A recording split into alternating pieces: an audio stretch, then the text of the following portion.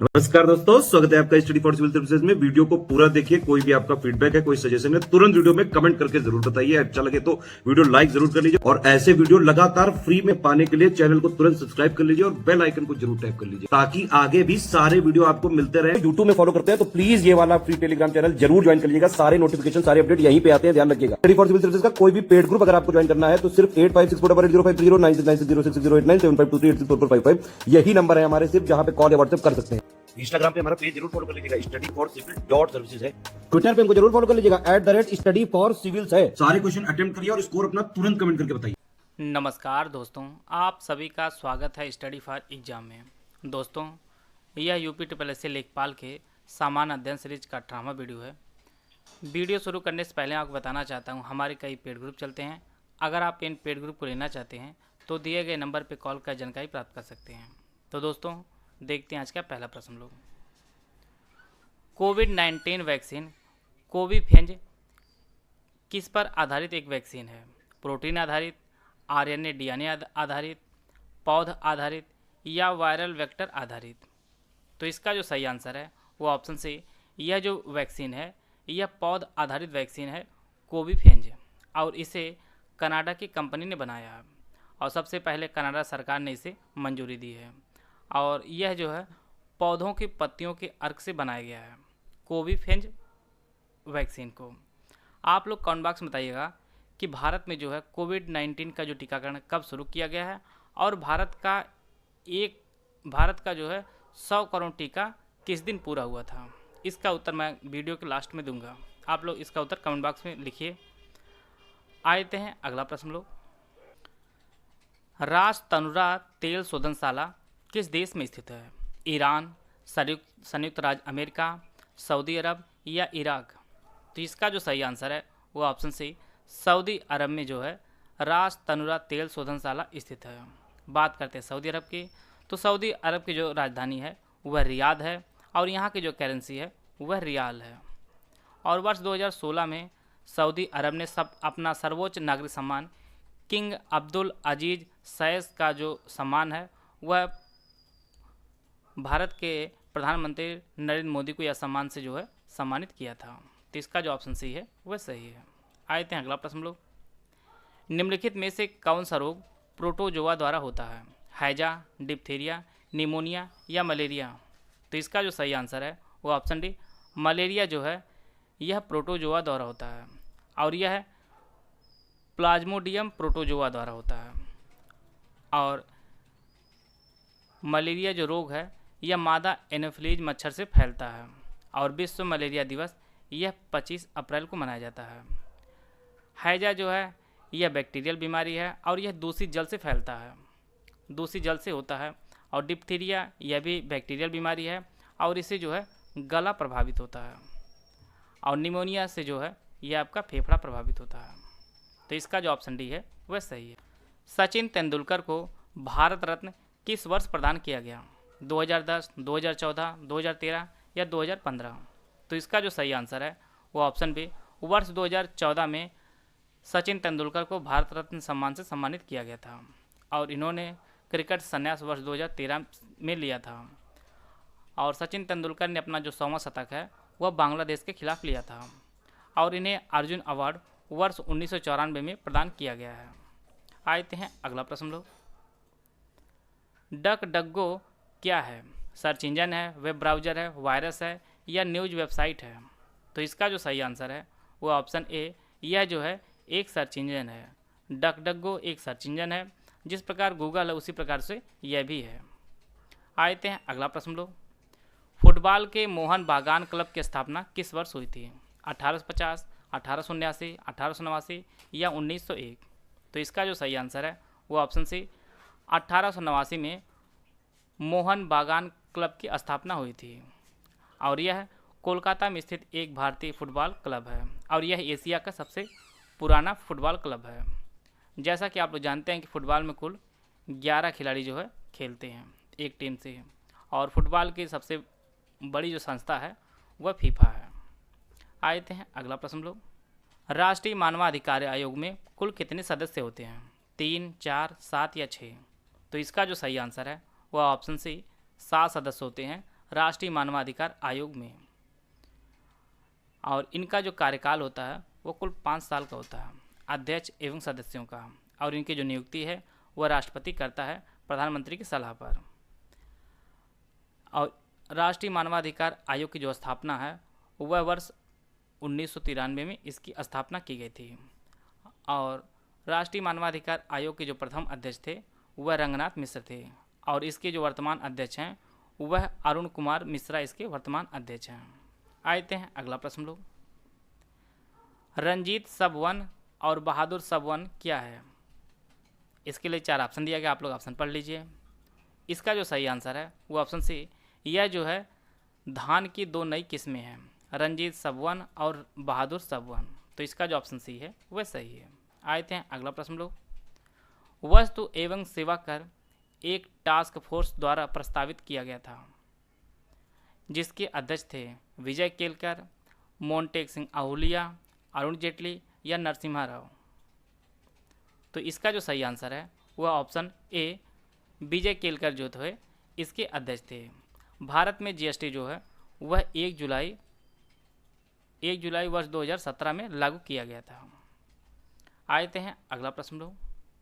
11वीं पंचवर्षीय योजना की अवधि क्या है? यहाँ पे 4 ऑप्शन दिया गया, आप लोग ऑप्शन पढ़ लीजिए। इसका जो सही आंसर है वो ऑप्शन ए, 2007 से 2012 के मध्य जो है 11वीं पंचवर्षीय योजना की अवधि थी। और पहली जो पंचवर्षीय योजना शुरू की गई थी वह वर्ष 1951 से 56 तक चली थी। आते हैं अगला प्रश्न लोग। उदयगिरि की गुफाएं किस राज्य में स्थित हैं? तमिलनाडु, केरल, मध्य प्रदेश या उड़ीसा? तो इसका जो सही आंसर है वो ऑप्शन सी, यह जो है मध्य प्रदेश के विदिशा जिले में स्थित है उदयगिरि की गुफाएं। और इसमें कुल 20 गुफाएं हैं। और यह जो गुफाएं बनी है ये 4वीं-5वीं सदी की भी गुफाएं इसमें बनी हुई है। आते हैं अगला प्रश्न लोग। यहाँ भारत के 4 राज्य दिए गए हैं, यहाँ उनके भौगोलिक क्षेत्र के घटते हुए क्रम में आपको सजाना है। इसके लिए 4 ऑप्शन दिया गया, आप लोग ऑप्शन पढ़ लीजिए। राजस्थान का जो क्षेत्रफल है वह 3,42,000 किलोमीटर है। तमिलनाडु का जो क्षेत्रफल है वह 1,13,000 वर्ग किलोमीटर है। महाराष्ट्र का जो क्षेत्रफल है वह 3,07,000 वर्ग किलोमीटर है। और कर्नाटक का जो क्षेत्रफल है वह 1,91,000 वर्ग किलोमीटर है। तो इस प्रकार सबसे पहले जो आएगा वह राजस्थान आएगा, दूसरे स्थान पर महाराष्ट्र, तीसरे स्थान पर कर्नाटक और चौथे स्थान पर आपका तमिलनाडु आएगा। तो इस प्रकार जो है इसका जो ऑप्शन सी है वह सही है। अगर वैसे सभी राज्यों में देखा जाए तो सबसे पहला स्थान जो है वह राजस्थान का आता है, दूसरा स्थान मध्य प्रदेश का आता है, तीसरा स्थान महाराष्ट्र का आता है और अपना जो यूपी है वह 4थी रैंक पर है। इसको भी आप लोग नोट कर लीजिएगा। आते हैं अगला प्रश्न लोग। महात्मा गांधी राष्ट्रीय ग्रामीण रोजगार गारंटी अधिनियम किस वर्ष पारित हुआ था? वर्ष 2004, 2005, 2007 या 2010? तो इसका जो सही आंसर है वह ऑप्शन बी, वर्ष 2005 में महात्मा गांधी राष्ट्रीय ग्रामीण रोजगार गारंटी अधिनियम जो है वह पारित किया गया था। और बाद में 2 अक्टूबर वर्ष 2009 में इसका नाम बदलकर नरेगा से मनरेगा कर दिया गया। और इसके तहत कुल 1 वर्ष में 100 दिन का रोजगार दिया जाता है किसी व्यक्ति को। आते हैं अगला प्रश्न लोग। भारत में केंद्रीय गंगा प्राधिकरण की स्थापना कब की गई थी? 1998, 1972, 2001 या 1985? तो इसका जो सही आंसर है वो ऑप्शन डी, 1985 में केंद्रीय गंगा प्राधिकरण की स्थापना की गई थी। और उस समय भारत के जो प्रधानमंत्री थे वह राजीव गांधी जी थे। और इसके लिए एक योजना वर्तमान में भी चल रही है जिसे प्रधानमंत्री नरेंद्र मोदी ने शुरू किया है, उसका नाम नमामि गंगे योजना है। और इसे प्रधानमंत्री मोदी ने वर्ष 2014 में जो है इसे शुरू किया था। आते हैं अगला प्रश्न लोग। निम्नलिखित में से कौन सा ब्रिक्स देश से संबंधित नहीं है? ब्राज़ील, रूस, दक्षिण अफ्रीका या कनाडा? तो इसका जो सही आंसर है वो ऑप्शन डी, कनाडा। ब्रिक्स में कुल 5 देश हैं। इसमें ब्राज़ील है, रूस है, दक्षिण अफ्रीका है, चीन है और भारत है। इसमें कनाडा शामिल नहीं है। और ब्रिक्स की जो है पहली बैठक हुई थी वह वर्ष 2009 में इसकी पहली बैठक हुई थी। और इसकी जो है 2021 में भी इसका सम्मेलन हुआ है। और इसकी जो अध्यक्षता है वह प्रधानमंत्री नरेंद्र मोदी ने की थी। और यह ब्रिक्स का 13वीं जो है बैठक हुई थी। आते हैं अगला प्रश्न लोग। भूतापीय ऊर्जा पर आधारित मणिकर्ण विद्युत संयंत्र जो है यह किस राज्य में स्थित है? अरुणाचल प्रदेश, जम्मू एवं कश्मीर, हिमाचल प्रदेश या उत्तराखंड? तो इसका जो सही आंसर है वह ऑप्शन सी, यह जो है हिमाचल प्रदेश में स्थित है मणिकर्ण विद्युत संयंत्र। और इसकी जो कुल क्षमता है वह 5 मेगावाट इसकी कुल क्षमता है। और यह जो है हिमाचल प्रदेश के कुल्लू जिले में स्थित है। आते हैं अगला प्रश्न लो। इनमें से किस पर्यावरणविद को जल पुरुष के नाम से जाना जाता है? सुंदरलाल बहुगुणा, राजेंद्र सिंह, बी वेंकटेश्वरलू या सलीम अली? तो इसका जो सही आंसर है वो ऑप्शन बी, राजेंद्र सिंह को जल पुरुष के नाम से जाना जाता है। और इनका जो जन्म है यह यूपी के बागपत में इनका जन्म हुआ था। बागपत में इनका जन्म हुआ था। और इन्हें वर्ष 2001 में रमन मैग्सेसे पुरस्कार से भी सम्मानित किया गया था। आते हैं अगला प्रश्न लोग। भारत की स्वर्णिम चतुर्भुज परियोजना की कुल लंबाई कितनी है? यहाँ पे ऑप्शन दिया गया, आप लोग ऑप्शन पढ़ लीजिए। तो इसका जो सही आंसर है वो ऑप्शन डी, 5846 किलोमीटर जो है स्वर्णिम चतुर्भुज परियोजना की कुल लंबाई है। और यह भारत के प्रमुख 4 महानगरों को जोड़ता है, जिनमें नई दिल्ली, मुंबई, चेन्नई और कोलकाता जो है वह शामिल है। तो इसकी जो कुल लंबाई है वह 5846 किलोमीटर इसकी कुल लंबाई है। आते हैं अगला प्रश्न लोग। जनसंख्या की दृष्टि से यहाँ पे 4 देश दिया गया है, उन्हें आरोही क्रम में सजाना है। आरोही मतलब बढ़ते हुए क्रम में। इंडोनेशिया, पाकिस्तान, नाइजीरिया और बांग्लादेश।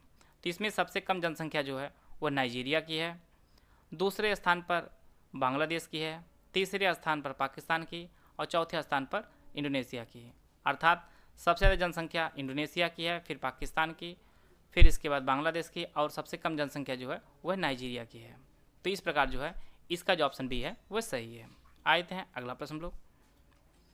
यूक्रेन की सीमा किस सागर से लगती है? काला सागर, बाल्टिक सागर, उत्तरी सागर या कैस्पियन सागर? आप लोगों को आसानी समझने के लिए सब यहाँ पर जो है मैप का प्रयोग किया गया है। यह आपका यूक्रेन है और यह आपका काला सागर है। तो काला सागर से जो है यूक्रेन की सीमा लगती है। तो इसका जो ऑप्शन ए है वह सही है। और यूक्रेन की जो राजधानी है वह कीव है। इसको भी आप लोग नोट कर लीजिएगा।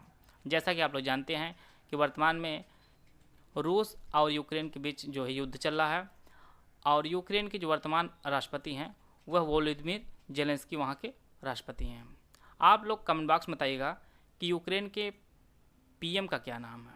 इसका उत्तर आप लोग कमेंट बॉक्स में बताइएगा। आते हैं अगला प्रश्न लोग। केंद्र सरकार ने भारतीय जीवन बीमा निगम में कितने प्रतिशत तक प्रत्यक्ष विदेशी निवेश अर्थात एफडीआई की मंजूरी दे दी है? 10%, 15%, 20% या 25%?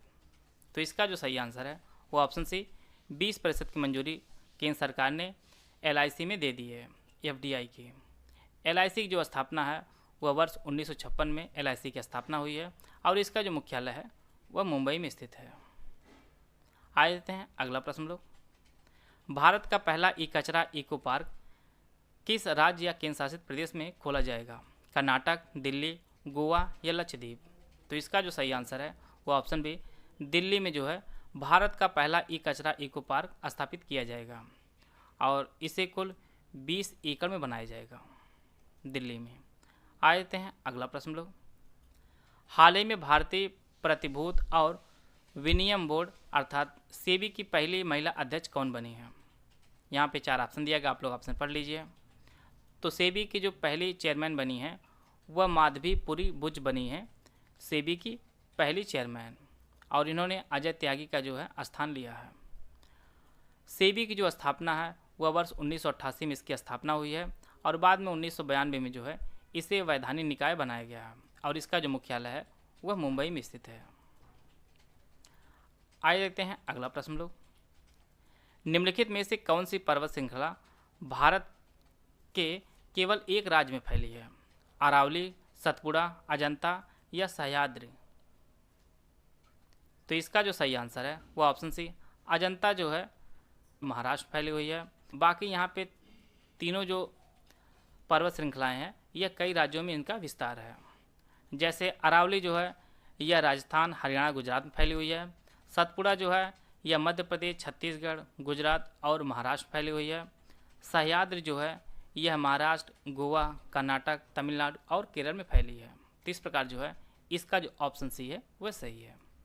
आइए देते हैं अगला प्रश्न लोग। उड़ान योजना के तहत उत्तर प्रदेश में सी प्लेन गोरखपुर से कहाँ तक चलाई जाएगी? झांसी, लखनऊ, वाराणसी या नोएडा? तो इसका जो सही आंसर है वह ऑप्शन सी वाराणसी।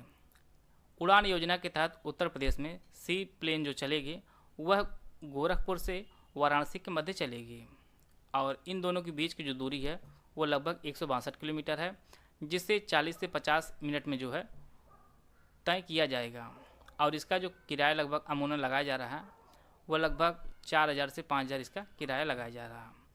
मैंने पहले प्रश्न में आप लोगों से कुछ प्रश्न पूछा था, तो उसका जो उत्तर होगा, भारत में जो कोविड वैक्सीन लगानी शुरू हुई थी वह 16 जनवरी 2021 से जो है वह शुरू हुई थी और पहली जो वैक्सीन भारत में लगी थी वह मनीष कुमार को लगी थी जो एम्स के सफाई कर्मी हैं। और भारत ने अपना 100 करोड़ जो डोज है वह 21 अक्टूबर 2021 को जो है वह पूरा किया था। इन सभी फैक्ट को आप लोग नोट कर लीजिएगा। वीडियो अगर आपको अच्छा लगे तो आप लाइक कर सकते हैं। वीडियो को पूरा देखें। धन्यवाद। जय हिंद, जय भारत।